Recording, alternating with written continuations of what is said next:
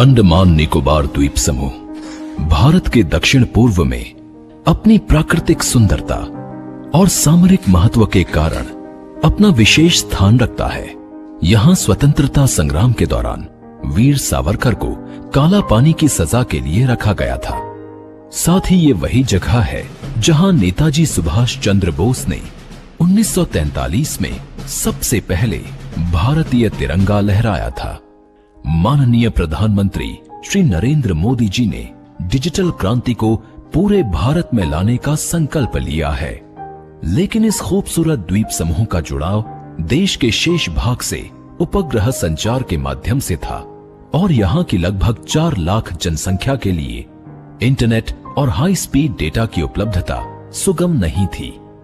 माननीय प्रधानमंत्री श्री नरेंद्र मोदी जी ने 30 दिसंबर 2018 को पोर्ट ब्लेयर में सबमरीन ऑप्टिकल फाइबर केबल के इस महत्वाकांक्षी प्रोजेक्ट की आधारशिला रखी।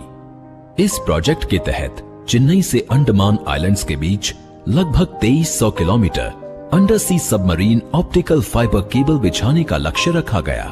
पोर्ट ब्लेयर उतना ही मेनलैंड है जितना दिल्ली, मुंबई और चेन्नई है।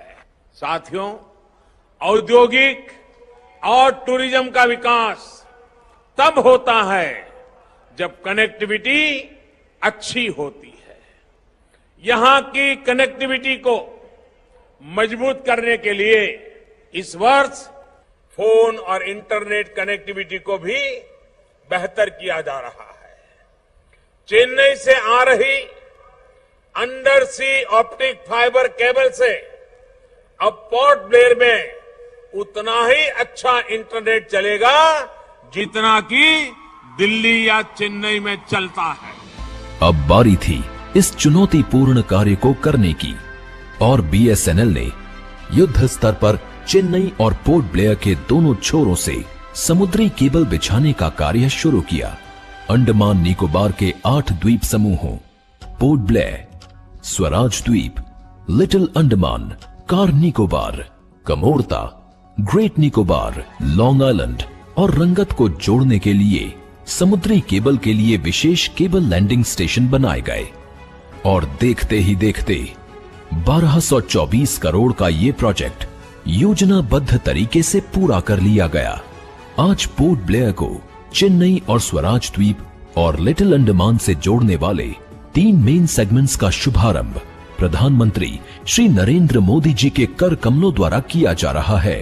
इससे अंडमान निकोबार द्वीप समूह के निवासियों और लाखों पर्यटकों को इस इंफॉर्मेशन सुपर हाईवे से जोड़ा जा रहा है।